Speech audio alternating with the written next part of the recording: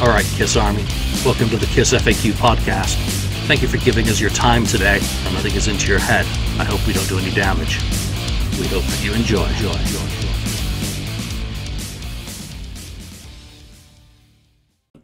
Welcome to episode 331 of the KissFAQ Podcast. I'm your host, Julian Gill. This is an impromptu episode because we're actually doing a recording of the Look It's Rock and Roll podcast this week, looking at a mighty, mighty album by a mighty, mighty band, and it's not the mighty, mighty Bosstones. Today I'm joined by a live Catman, Skidmark 63. 73. Skidmark 73. 73 on the message board. Andrew, good to see you as always. And the voice of reason, the man of all seasons, 69th Blizzard, Ken, on the board.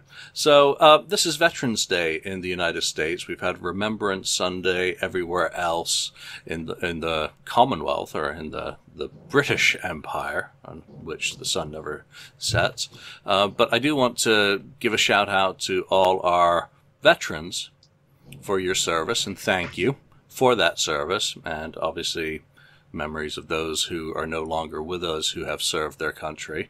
Thank you from the Kiss Army, or at least these three clowns from the Kiss Army. We salute you. Yeah. Indeed. I'm super behind anyone that decides that they want to go and defend their country and do something that I wouldn't do. So, it's easy for me to celebrate them in one day, but it's one of those things that if I see someone, I make sure I thank them.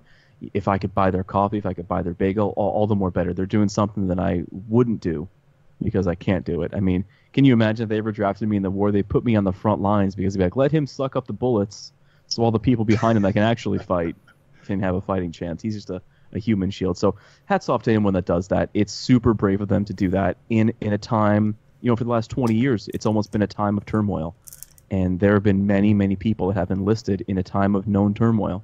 So hats off to you guys. So my respects, 100%. Yeah, absolutely. I mean, a lot of my friends from high school actually did go into the military, serving in Kuwait, Panama, and elsewhere in the 90s, before Desert, 2001 was in the action there. I was actually going through the process of entry into the RAF. So just imagine that concept for a moment. Yeah, I didn't want to be a pilot. I wanted to be work on weapon systems and electronics and that kind of side of stuff. Be support staff to the Top Guns, or at least the British version. But breaking my legs put paid to that. Then I was going to be a cop. Go figure that one as well. So, all right, let's move on into Kiss Land. We've got a few things to cover today. There is another new Kiss book coming out, and this one is now available on pre-order on Amazon, and They Just Seem a Little Weird. Either of you seen anything about that one yet?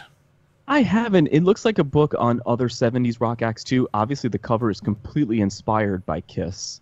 But this is one that I saw on the FAQ, I'm sure like you guys did, and I don't know. I would need to know more about it, so I guess maybe I'll just listen when you guys want to talk about this. But at the same time, it looks cool. It looks different. Yeah, I saw a little bit about it. Initially, it follows Kiss, Aerosmith, Cheap Trick, and what's the fourth? Stars, baby. Stars, and then how that, saved the 70s, saved rock and roll, but it then continued into the 80s, and then how some other bands, particular bands, were influenced, I think, and so on, and then maybe in the 90s. So some other bands. I think Julian probably has more information than me, even. It's kind of one of those that just came out of nowhere. Almost of like, if you guys remember the James Campion book, Shout It Out Loud, that also kind of just came out of nowhere. Popped up. Yeah. Yeah, and this is by Doug Broad, and it was the age when heavy-footed, humorless dinosaurs roamed the hard rock landscape, but that all changed when into these dazed and confused mid-70s strutted four flamboyant stands that revealed and reveled. I am wearing my glasses, I just can't read. That reveled in revved up anthems and flaunted a novel theatricality. They just seemed a little weird. Veteran entertainment journalist Doug offers an an ear-opening look at the crucial moments in music history. Okay, I'm not going to read all that, but it does look interesting. And of course, Stars is kind of the foil, as the one of those bands that did not make it. Aerosmith, Cheap Trick, and Kiss obviously did, to various different levels. I mean, Cheap Trick is probably the most valid in a current form of those three bands. Kiss has been stuck in the kind of legacy mode for 20 years, in essence, even with Sonic Boom and Monster. And Aerosmith, well, pretty much the same, even though they did do music from another dimension. But that was like pulling a dog out of a cat's ass. I like the artwork. I like the artwork. Oh, what, music from another dimension? for that record, I like the artwork. I like the first 6 songs, but after 17... I didn't make it that far. You're a better man than me. After 17, it got a little bit turgid. But, all right, so this week, has anyone bought any Kiss shit? I have, and I guess we'll talk about this just a little bit today, much more about it in the future. And if you see me on my phone on this, I'm just trying to snipe some auctions while we're chatting here tonight.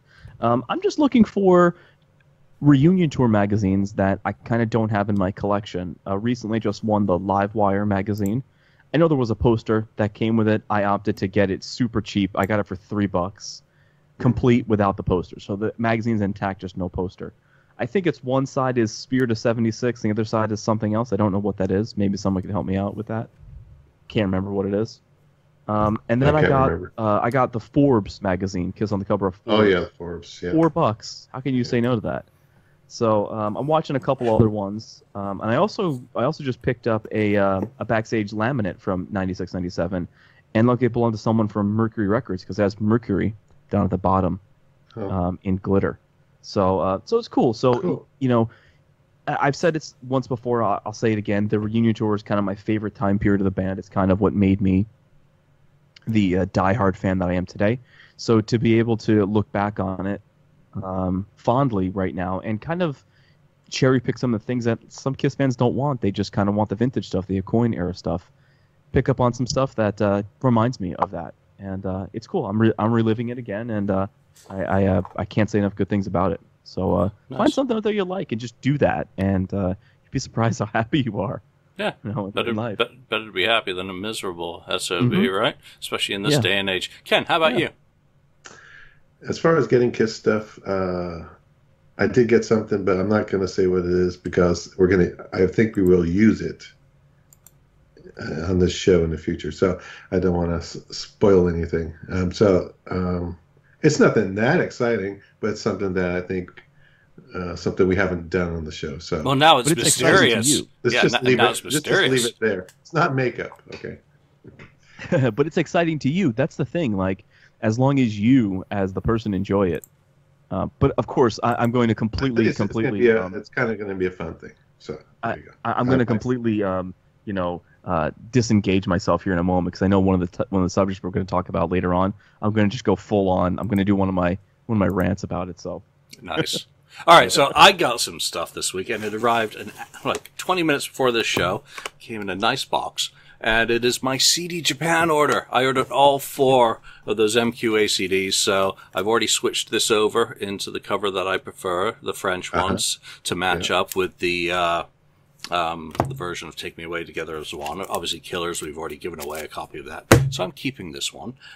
Smashes, which held up the rest of the order. Apparently, there's nothing special about this. It's got a repro printed inner dust sleeve in there as well, but nothing else in terms of its, chutkeys and whatnot. But I do want to get the audio A-Bing with some of the other international versions just to see if anything interesting does slip into there. And, of course, the mighty... I think this is the most magnificent reissue I have. Yeah, it's shiny, man. It's like you just turn into Nigel from Spinal Tap. It's like it's shiny, and it's got a poster and a mini order form and an award.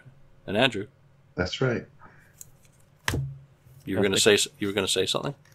I'm just I get giddy about that double platinum thing every time you show it because it was the first one that I bought.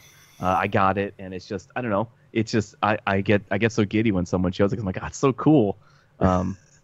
I don't know. I love that thing, and unfortunately, I don't have a place to display it right now, so it's like it's put away with my other Kiss CDs. But man, how cool is that damn thing? I'm gonna put mine in. I got the Disc Union box that came out in 2006, the double platinum box. So I'm gonna see if I can fit any of these in there. One thing I did want to show everyone else, because I do sing the praises of CD Japan a lot, and currently you can only get things delivered in the US by FedEx or Premium Courier. So it does add to the cost, but usually they do have other shipping methods that do come in. Isn't it DHL? That's who delivered mine. Mine came FedEx, so I think you have the option of DHL or FedEx. And if I do run away actually during the show, it's because I actually have DHL coming in from England with my freaking old passport. So if I disappear from them, please excuse me. But getting back to CD Japan, this is what they ship in, and this is what 4 mini LP CDs came in box-wise. Just so that you see how their attention to packaging is really good. It has fold-out cover. Inside, they wrap the CDs in bubble wrap and then in nice crepe paper around it. And then there's more crepe paper in the box to protect it. So very well packaged for international delivery. Crinkle, crinkle. Just want to show that to people. If anyone's been on the fence, I don't know how it's going to be packaged. It's coming from Japan.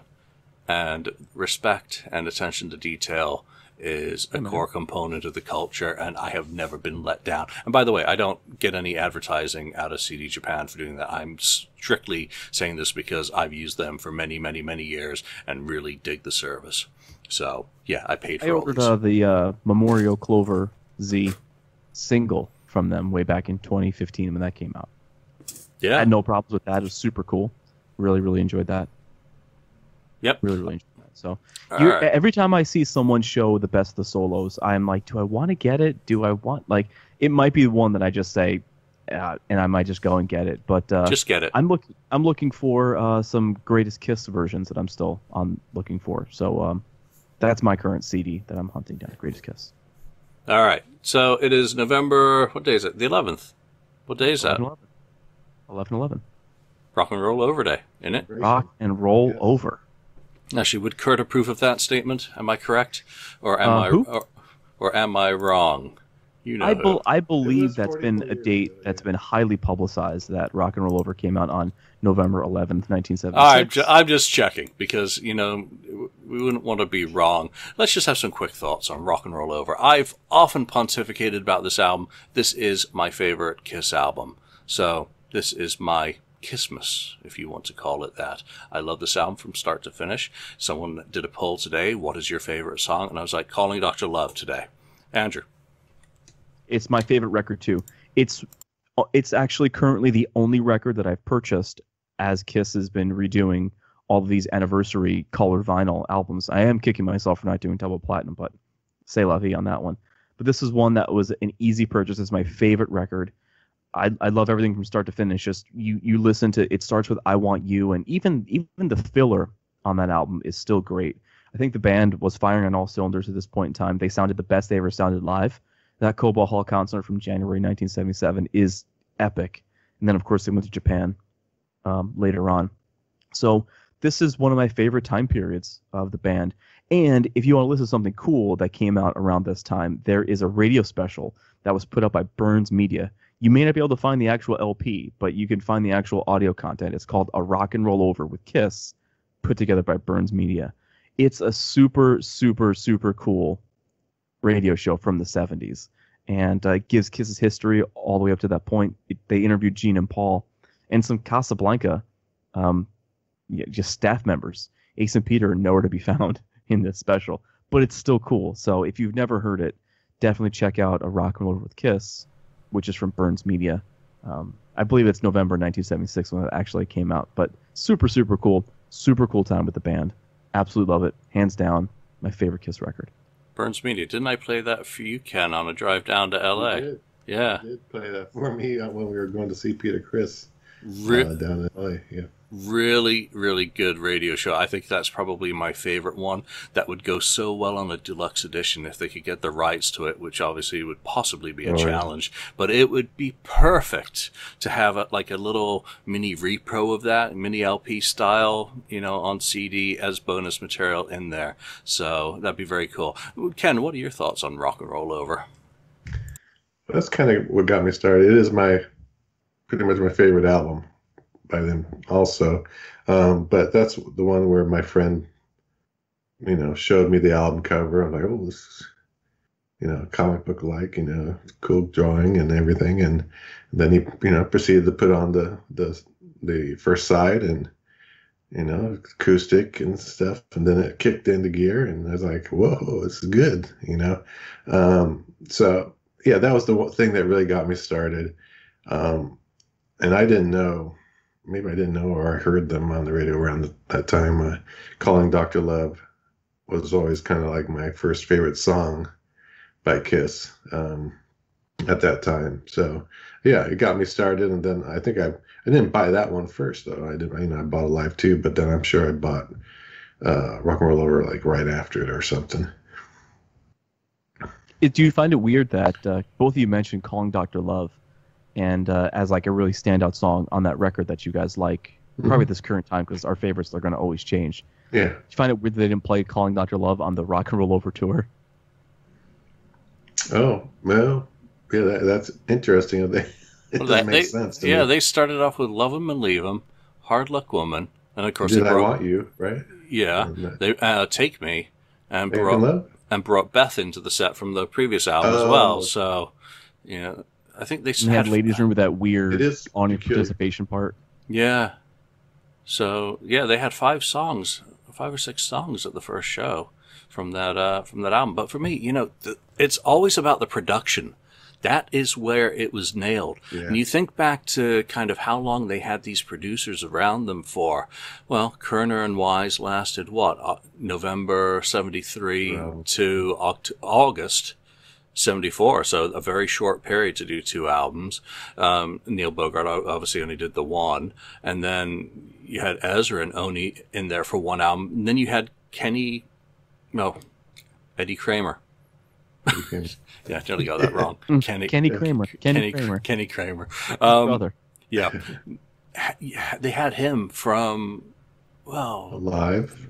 August 76, because he was recording shows for them during the Destroyer tour, and then he stayed with them through Alive 2 would have been is that November 77, October 77? Mm-hmm. So they actually had one of the longest stretches with him and Poncia. So it's just aside from, because you mentioned you said he was recording shows. He recorded Anaheim 76 for them, correct? Yeah, right. Yeah, he did the board or the audio for that, and then obviously he also did Japan in 77, and then of course the Forum shows later on in 77 as well. So he did a lot of work with them. I think he also recorded some other shows with the band for Destroyer for the tour. So I've seen some contracts, I think, that did name a couple of others. I can't think of them off the top of my head. My brain is failing. Let's move on. And we're just going to go through quick topics again today. And this is stuff that's been kind of, I guess it's current affairs to a certain degree. Bruce Kulick, he's posted another one of his fantastic videos. He looks back on the Hot in the Shade tour. And I wanted to ask, the question is, what's the one thing that really pops out when you look back at the Hot in the Shade tour? And we've just had the 30th anniversary of Eric Carr's final performance with Kiss live in concert at Madison Square Garden. That was November the 9th, 1990.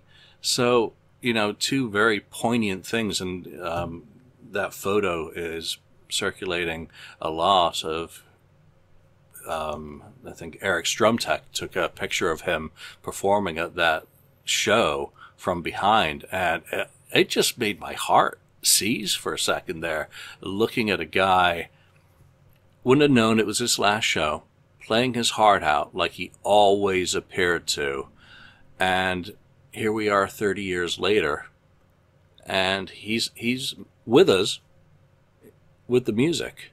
So, Ken, let's start with you on that. What's the one thing you think of when you think of Hot in the Shade tour?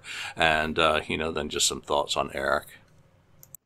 Well, one thing, I just remember that the set list was so great, from, the songs that they hadn't played in many years. They brought back, and it was a longer concert too, a longer show. It's hard to say one thing like that. That was a big thing. It was like, whoa, I can't believe they're playing "I Stole Your Love," that kind of stuff. Looking at my buddy, like, we're just like, look at each other, like, oh my God, they're playing it, they're playing it. But then, the stage show is kind of a close second, because that was their best stage show since Creatures. The rest of the 80s, pretty much, I didn't care for too much of the, there wasn't that great or that exciting, as what they're known to be. They say, oh, they always put the best stage show on, but that stage lived up to it, that when they say that.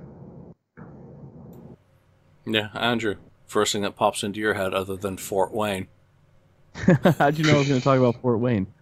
That it's one of the shows that brought Kiss's formula back.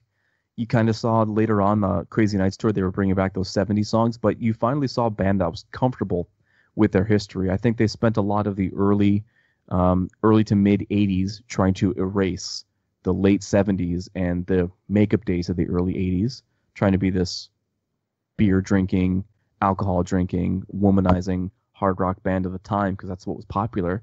But you finally found this band when 1990 came around that they were proud to be a heritage band for the first time.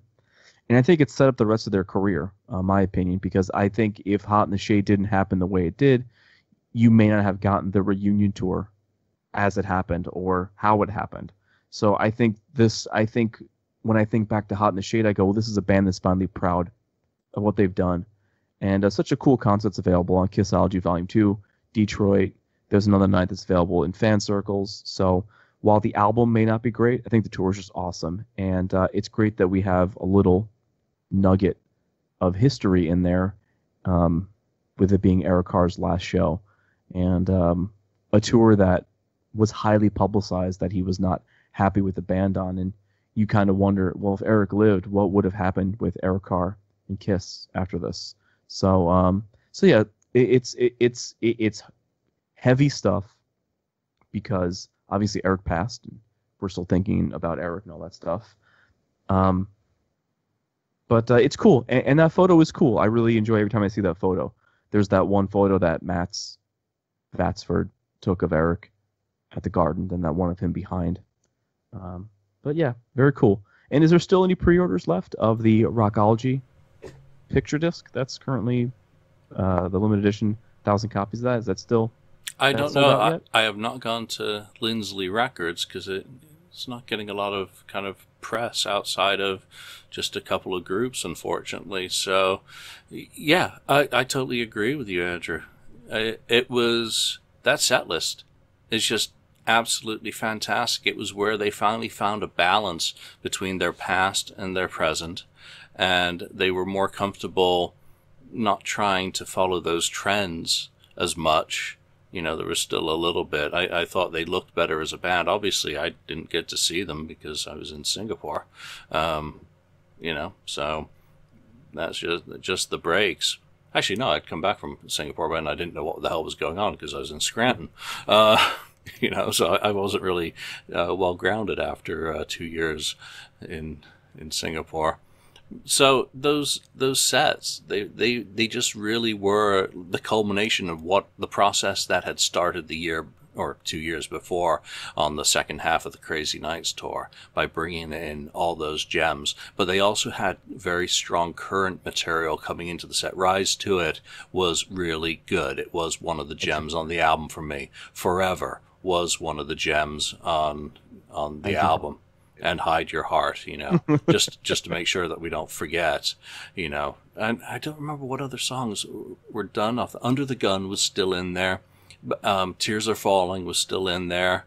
So there was a good mix of 80s stuff and late 80s stuff as well. Pick It Up, Heaven Fire, I Love It Loud, all that stuff. Yeah, but to have that all offset in, 22, 24 songs, well-balanced between the two, well-balanced between Paul and Gene as singers, and, Eric, prominently featured on backing vocals. I can't remember if he was still doing Black Diamond at that time, or... Yep, he was. It was that where they cut off that end solo section, and it went from Black Diamond right into Shout It Out Loud, which I thought was cool. Did they still have Young and Wasted in, or was that... No, that died with the Animalized tour. Yeah, that's a shame. But there you go. So yeah, that picture disc, and the poignancy of the photos of Eric on it, are kind of interesting. Let's move into another topic here. Someone actually had the audacity to post, Vinnie is wasting a great story. Is he? Ken? What? What way is he wasting? By not writing a biography or autobiography. Okay, that's what yeah. All right. Is he wasting a great story? Maybe. We'll wait to hear. I know he said he was going to write a book, so I'm interested, but what is it all going to be about? That he was. Always right on his side of things, or I don't know what to make of it. We'll just have to wait and see. Is he wasting it? I don't know. If it could be a great story, possibly, and it might not be a great story. Of course, we're interested to hear all the details about everything if he hasn't told us a whole bunch of stuff. But he was in the band for only a couple of years, so how much can he write about that? Part of it. 91. Write a lot about 91. Okay. Andrew. True. I took that a different way. I took that he is wasting a great story because he kind of had all of our attention in Atlanta in 2018 and then did the same old again. He came back and we were all like, oh, Vinny's back. He's going to... So I think he's wasting that story. He stayed away for long enough. Then he came back and then did the same thing all over again. So I think he's wasting that story. Yeah, that's a good way of looking at it as well. I mean, I looked at this from, the autobiography point of view as well. And yeah, I think he is wasting a great story. And then I think, how big is that market outside of, basically fan areas? Because I'm pretty certain Slaughter fans aren't going to buy it. And who's going to pre-order it? You're going to pre-order something else from Vinnie Vincent? I'm not pre-ordering any books yet that haven't been written. Ever. I mean, come on. Again, I've been burned twice in the past few years on these books. Exactly. And in the same market, too. Yeah. Who knows other books that have burned. But, and him, with a history of archives? Exactly. No, forget it. But I would still love to read his stories. And, when I go back and look at some of the stuff done by Zodiac Mind Warp, I mean, he just sits there and writes a chapter given a subject and then writes it. And then after a couple years, they've got a collection of just stories. I mean, that's basically what I think Vinny should do, is someone work with him, sit him down on a topic, have him just talk about that topic, write it up. He needs a ghostwriter probably. And then go from there. And I would just love it if he did a book. And then you get to 1982 and he's like, oh, then I did a session with this band and joined them for a couple of years, but it didn't work out. Moving on to Invasion, back, and just leave Kiss out of it completely. And then 91, obviously, yeah, that band I was in for a couple of years was struggling again. So, without ever naming anyone in Kiss whatsoever or telling the story. I think we've got so much of it out there anyway already through all the other books that have been written. It would be nice to hear from him first person, but I don't think it's possible. But I really like the way Andrew approached that yes, is he wasting a great story from that perspective of what was possible and the excitement and the drama and the will he won't he of Atlanta 2018 to where we are today of, well, he's still around, and he's still making a very small number of Making fans. people pay $500 pop for 9 people to show up. They got to sign NDAs. Oh, by the way, if you want my signature, it's more money. Yeah, well, ridiculous. You have the choice to do it or not to do it, and that's the wonderful thing. And if that has him paying his bills for the next 6 months, and they had a good time, and he had a good time, or he had a financially beneficially rewarding time, then fine. I don't care. Let's move on into another kind of, I think this is a disaster. Puma. Didn't they already do this? That looked like from last year. I saw Was that it? Same shoe Yeah. last year. I'm pretty sure that's one of the 3 designs that was released last year. Probably didn't sell well last year, and they're trying to push it off as new again or something. Because that was the only one that didn't sell out of the second batch. Because there was the batch. Oh shit! Well, yeah, and it's also that freaking website that it's on. It's really ugly. It's really ugly. It's ugly as sin.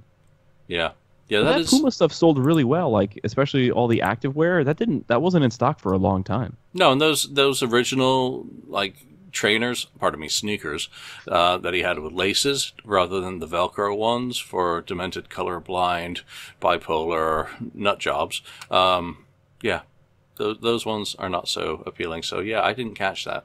I got 2 pairs. I got the original white one, and then I got the trainer ones that were put out with the zebra print and the cheetah print. That was the actual Puma sneaker. Now, did you get Velcro, or are you a big boy who could do laces? I'm a big boy that can do laces. You know, if I was Ralph Sampson, I would not want my name on that shoe. I tell you, it's ugly as sin. It's the ugliest one. Oh, it's really bad.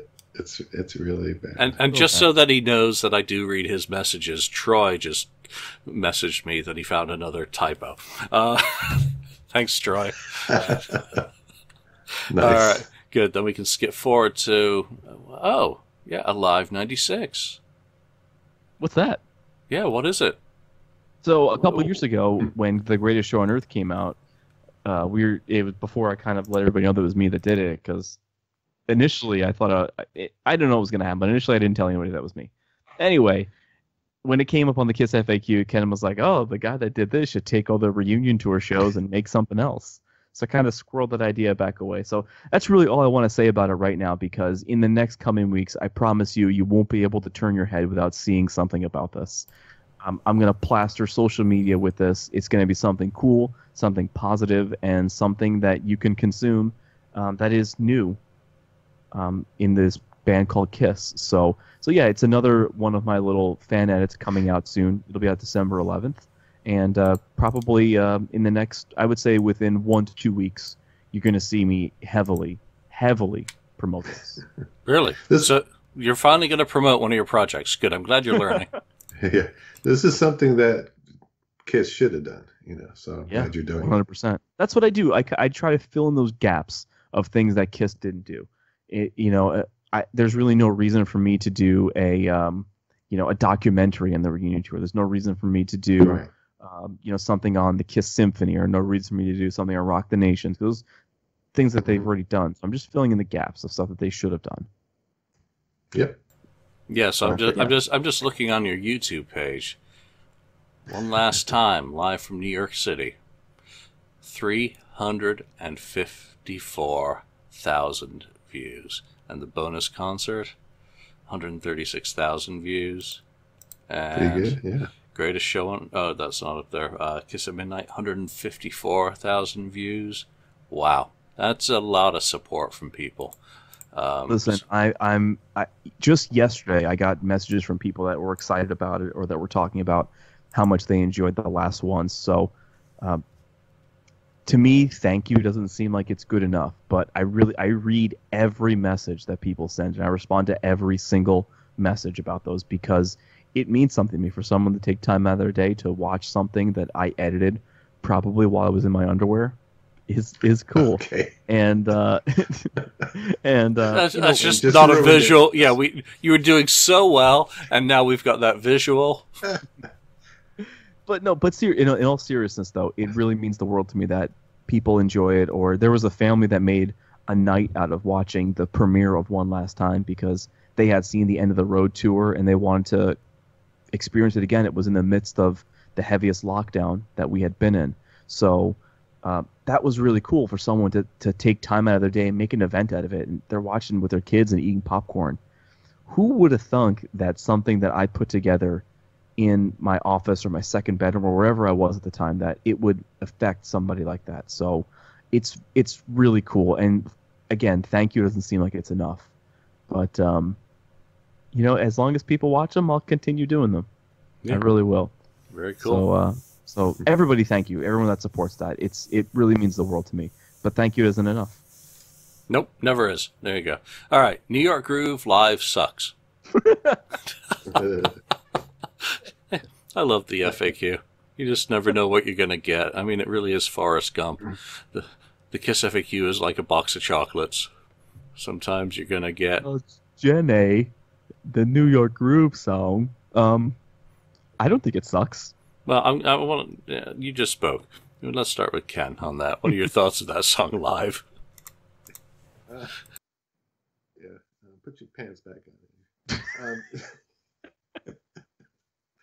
Anyway, New York Groove live sucks. Well, it doesn't fall in with a lot of other music, but I enjoyed it. I remember getting the bootleg of '79 Largo way back. It was in the '80s or whatever, and then playing New York Groove, and it's just a fun song, really. During that show, at least, it was.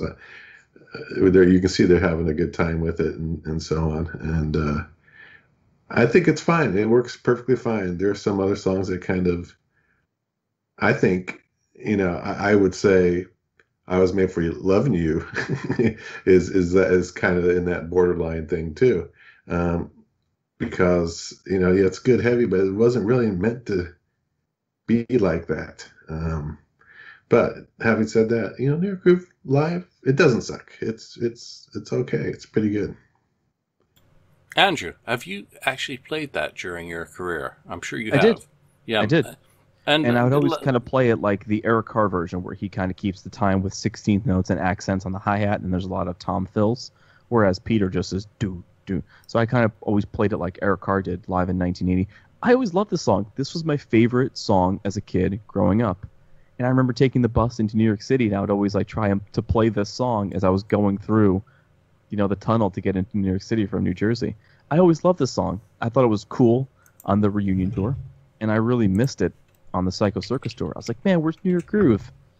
And I remember when I watched the MTV Awards, and they aired Rock and Roll All Night, and then as the credits were rolling, they kept on cutting back and forth to Kiss, and I saw Ace singing with a guitar. I go, they're playing New York Groove. Why can't we hear it? So that was, I don't know, this has always been one of my favorite songs.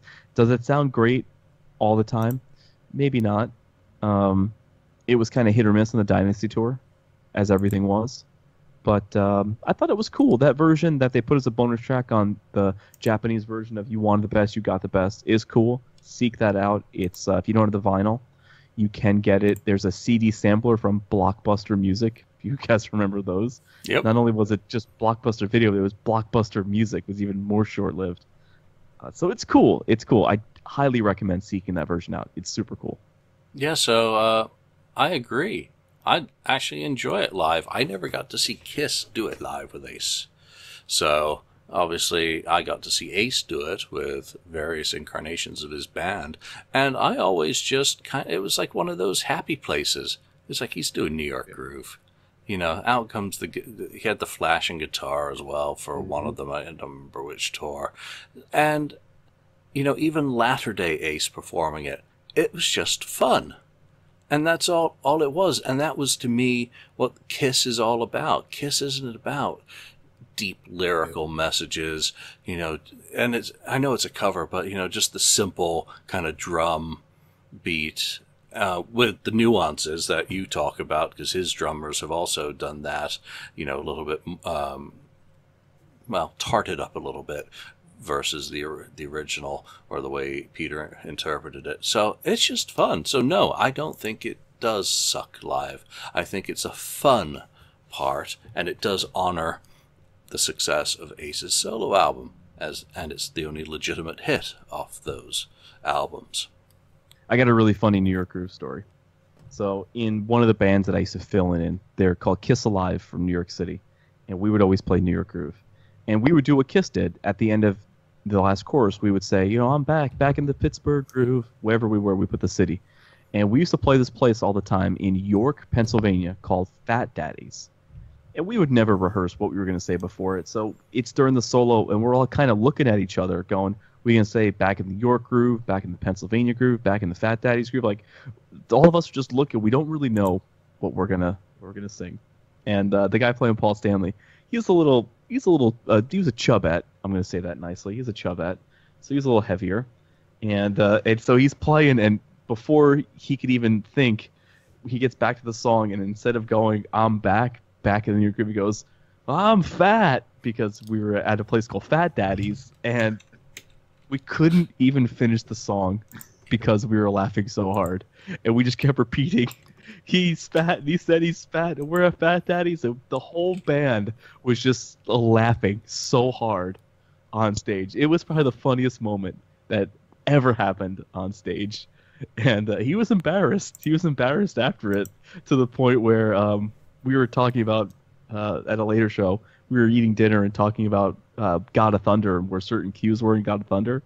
And I was like, yeah, you're going to start off the song with I'm the Lord of the Wasteland. And he goes, the Paul guy goes, well, I want to be Lord of the Wasteland. And we go, no, you're Lord of the Waistband. The poor guy took so much abuse from us, but it was all in good fun. But that was probably the funniest New York Groove story ever. And it was the funniest song that we've ever played together. So good times. Yep. One of the other interesting topics was, what do you think is the best Kiss album lyrically? If there's such a thing when it comes to Kiss and the lyrics. I mean, come on.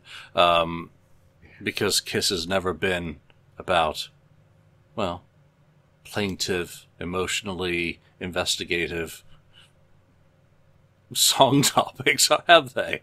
It's about logs and fireplaces and I was just gonna say that. And submarines. There you go. Take me down below. But do you think there is any album where they did kind of stretch themselves intellectually? And I almost want to ban the Elder from this part of the discussion, because it is probably the one of two albums. I think there's another. Ken, let's start with you. Yeah, there's two albums that come to mind right away, of course. Yes, The Elder. Is trying to tell a story there, where a lot of their songs are just not so much a story, where they are quick, wham, bam, thank you, man stories. Thank you, ma'am.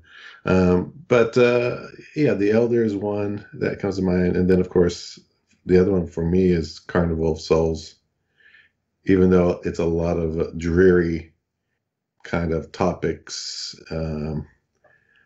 I think, on that. Well, for the most part, it's a downer in the the message, I guess, on the album.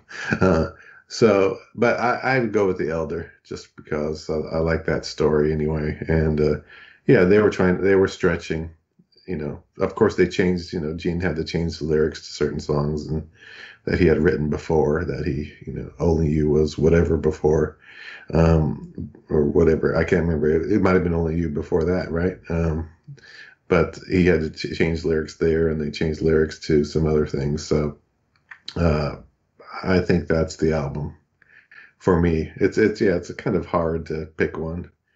To pick anyone that are,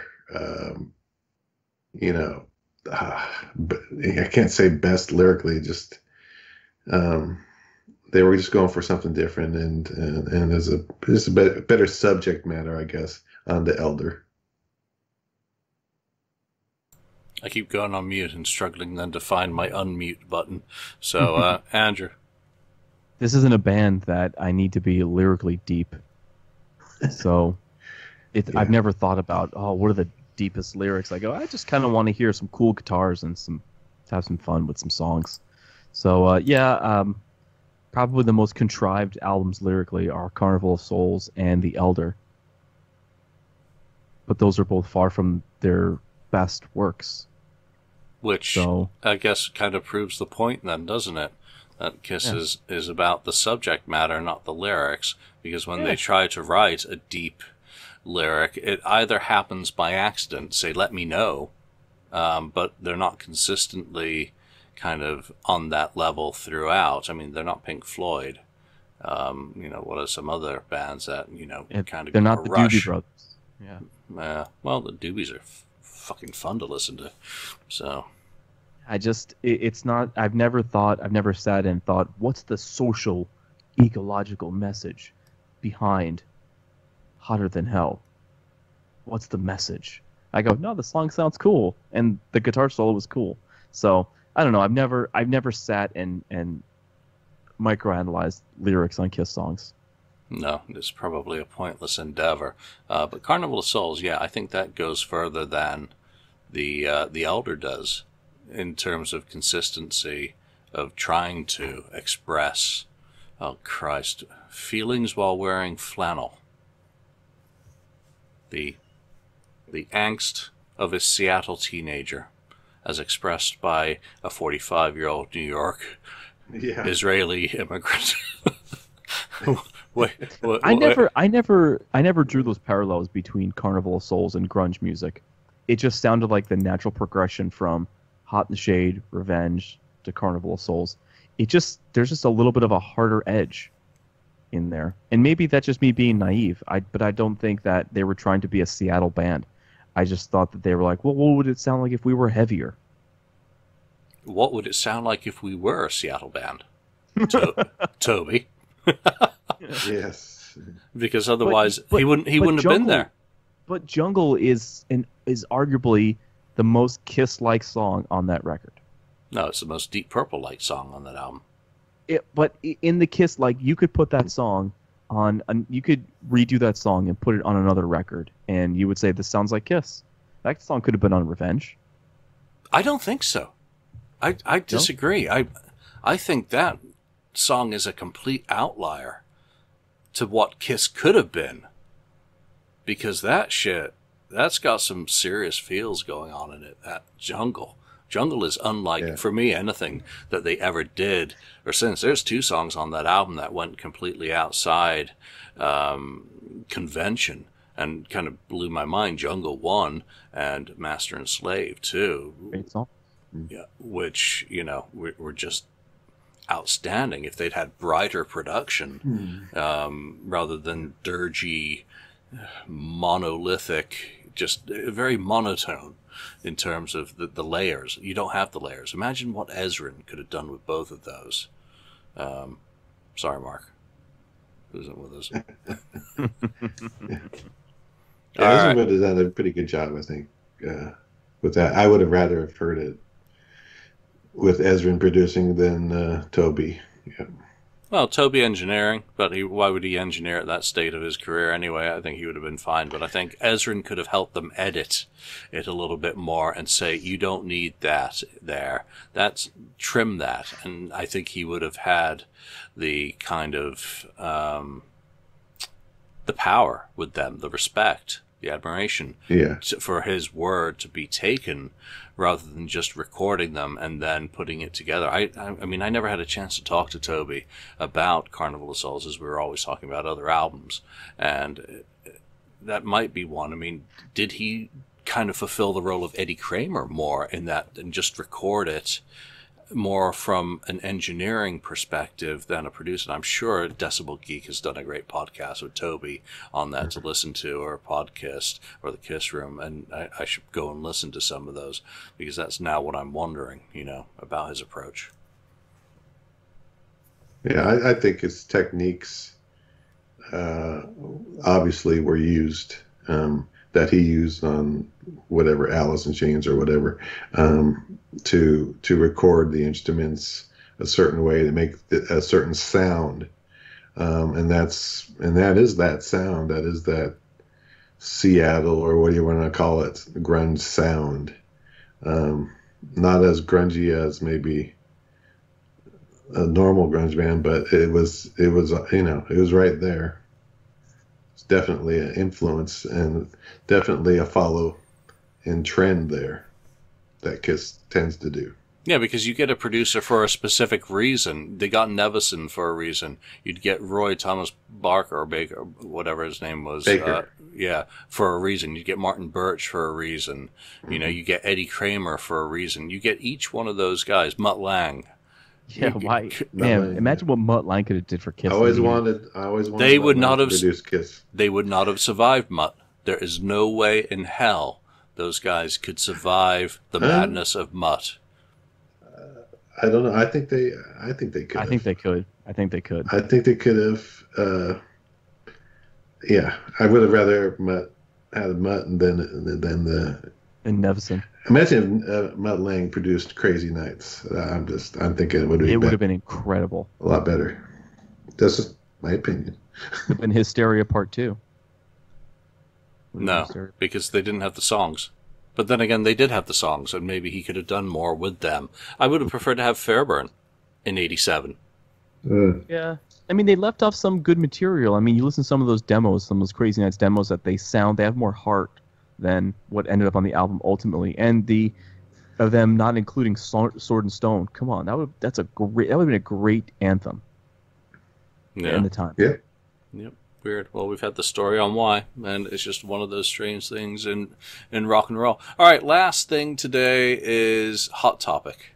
The new Gene Simmons doll. Okay, children, come around. This is going new? to be this is going to be me. I need this. Do you know what really grinds my gears? So I've seen there's a whole line of figures, and I forget the line because they're completely forgettable. Of that this company's putting out there. There's like an Angus Young, and I think there's a couple others that are just out, and they're hitting Walmarts everywhere now. Hot Topic 2, whatever it is. Yeah. So you got these action figure lines, and it's like $18 a figure. So it's not a cheap figure. It's not like those Biff Bang Pow figures. Those Biff Bang Pow figures are catering to people that really like to collect the 3 3/4 inch vintage Kenner Star Wars line. So for me, they're setting out to do something that looks like those vintage Star Wars figures, and they're doing it. So, okay, I can see what they're doing there. I can appreciate that as a vintage figure collector. It's fine. You got this company out here. They're charging a premium price, which premium action figures now are $20. You got your Marvel Legends, your Star Wars Black Series.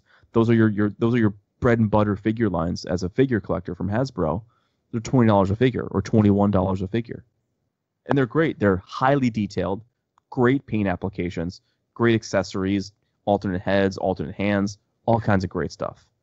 Then you get this piece of garbage figure that says Gene Simmons Destroyer. Okay, man. First of all, number one, Gene Simmons Destroyer. They got a picture from 2013 on there. They got a Punisher base with Gene Simmons. When did Gene Simmons ever have those wings?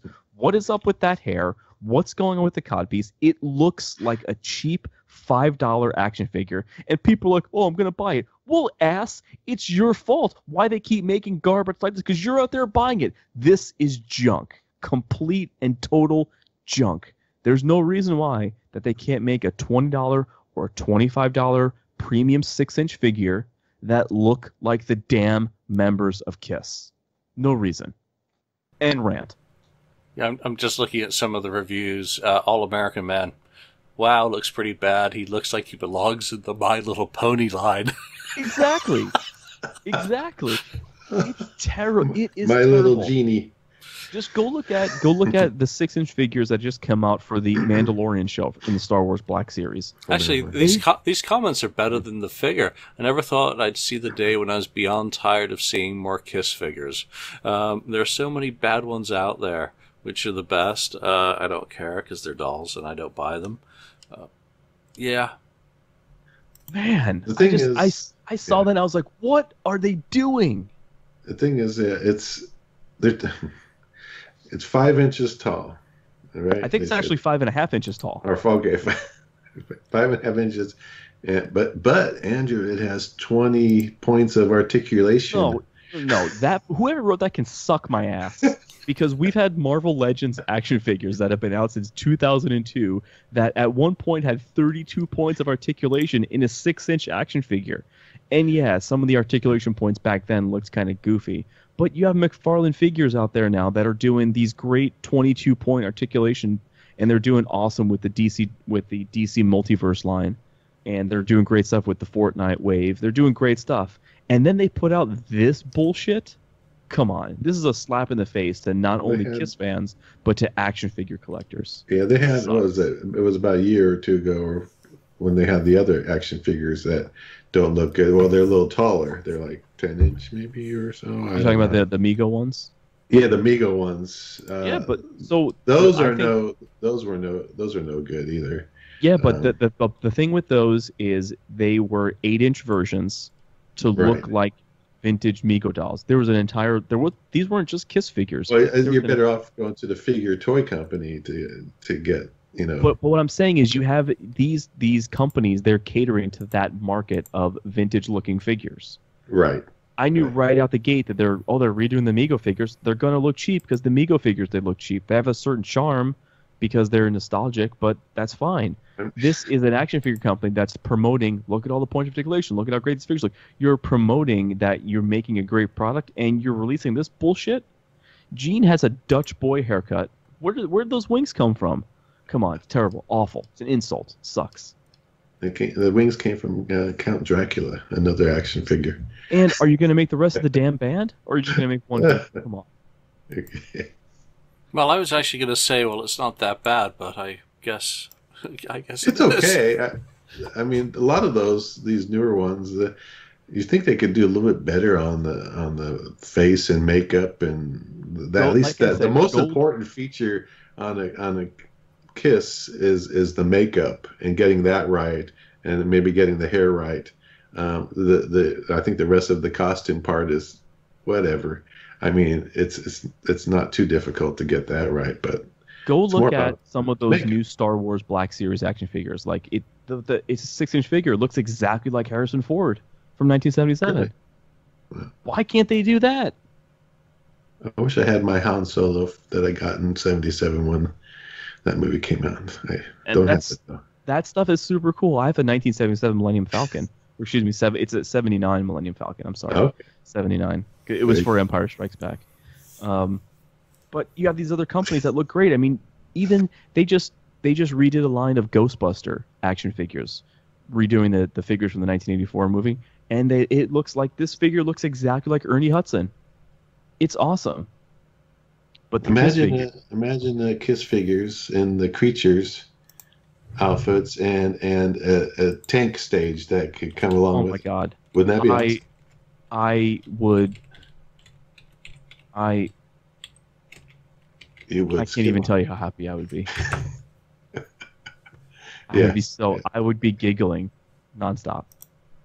Yeah, I had to look it up because, while you guys talk about toys, the only ones I ever had were Battlestar Galactica, the Colonial Fighter, and Cylons. Battlestar Galactica. Yeah, that's good stuff. Sure. Then I had some of the Hoth Rebels. Those are fun. I have a used to Wampa. burn them in the smoke. Oh, why are you burning them? I have a Wampa in my freezer, and then I have a Luke that's frozen, stuck to the top of my freezer, like he's in Hoth.